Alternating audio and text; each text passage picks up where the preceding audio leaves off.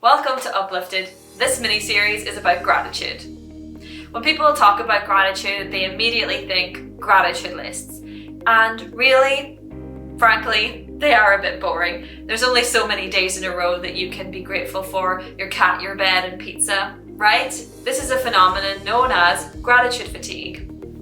And researchers have actually spent some time on it and come up with some ways that you can fight against this fatigue. So, number 1, do a gratitude deep dive. The standard gratitude practice involves writing things that you're grateful for. That's fine, but you can make it a more immersive and interesting experience by going really deep on one thing. Deep dives on gratitude can bring practical benefits beyond jazzing up your practice. A good example of this is being thankful for your romantic partner. At the University of California, Berkeley, there was a study that showed that being grateful for your partner starts a chain reaction that actually makes it more likely that you will stay together. Here's a quote from the study. Participants reported feelings of gratitude towards a romantic partner, predicted who would stay in their relationships and who would break up 9 months later. The more grateful participants were, the more likely they were to still be in their relationship. Of course, this doesn't mean that you should stay in a bad situation and try to repair broken trust and bigger problems by gratitude alone, but it's worth trying if you are in an all-round healthy and supportive relationship. Think about it in these steps. Feeling more grateful makes you more likely to want to hold on to a relationship and to work for it.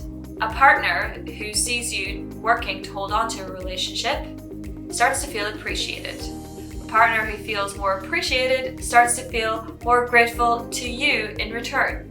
And that partner is then more likely to want to work to hold on to the relationship, making you feel appreciated and closing that loop of gratitude. Number 2 on this list is you can time travel to feel grateful. Okay, we're not talking about Back to the Future here, and we're also not trying to, the idea that there's anything wrong with being grateful for the present moment. But time traveling or looking to your past or future isn't a bad way to feel grateful either. I've made an entire video on it, which you can watch here, but to summarize, looking back can help you appreciate the advantages and good things that happened in your life and actually change the way that you feel about your life so far. That's something that's actually been researched. And looking to the future can help you feel hopeful about your life in general, can help you feel grateful for all the people you have in your life that help you today and will help you in the future as you try to achieve certain things or have certain experiences. Number 3 on this list is mix it up by expressing gratitude in person and in writing. A gratitude practice doesn't have to be a solitary affair. Writing in your journal is a really low-stakes way to try and improve your mood or to just feel more grateful generally. However, conveying gratitude to other people and seeing how they feel upon receiving that gratitude can give you a boost that sitting alone in your room writing in a diary just doesn't do. There's a really great YouTube video about this phenomenon and I'll link it in the description below. The video shows an experiment being conducted where people were asked to think about somebody who had such a great positive influence on their life that they would like to thank them. And they were asked to do 4 things in this study. Step 1 in the study was to do a test to assess their happiness levels. Step 2 was writing that person that they wanted to thank a letter. Step 3 was calling that person and reading out to them the letter that they had written. And step 4 was doing another test to assess if the happiness levels had changed following the experiment.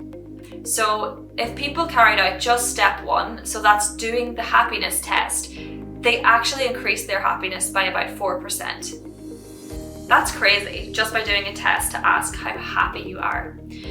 Now, if people completed the rest of the steps, they actually had a 19% increase in happiness levels. Dr. Robert Emmons, who I've mentioned previously, He calls this a gratitude visit. And he has something to say about this in his book, Gratitude Works. Studies published in the most rigorous scientific publications show that the gratitude visit can increase happiness and decrease depression in the letter writer for as long as 3 months after the visit. Another great way to bring variety to your gratitude practice is to mix the personal with the big picture. Examples of personal reasons can be being happy for your family, being happy for your experiences and your situation in life. Big picture reasons can be things like being grateful for Mother Nature, access to education, modern medicine. Often one of these will come easier to you than the other, and that's okay. You just use the easy one as the gateway to the next one. Number 5 on this list of things you can do to make your gratitude practice more interesting and less boring is a gratitude variety bender. The way that you do this is you pick something in your vicinity and you think of all of the reasons that you could be grateful for that thing. It could be something as simple as a pair of socks. Why am I grateful for these socks, you ask yourself? Well, let me tell you, they're pretty, they're comfortable, they were affordable, and I didn't have to make them myself. Another thing you can move on to is your laptop. Why would you be grateful for your laptop? All of the things I can do on my laptop. I can call people, I can make YouTube videos, I can do all kinds of things with my laptop. It's portable, I can bring it anywhere. I was able to buy it, I had enough money for that. This is how you do a gratitude variety bender, and you just go on and keep finding more things to be grateful for and more reasons to be grateful for those items until you feel good. The objective is not really to get exhausted, it's just to give you another way to kind of experience a gratitude practice. And remember, you can be in the park and doing this about the trees and the grass in the park, and nobody has to know about it, you grateful little weirdo. It might feel a little bit uncomfortable at first, but a little bit of discomfort is a very small price to pay for the benefits of gratitude. And if you want to know more about that, you can watch this video next. Thanks for sticking around. See you next time.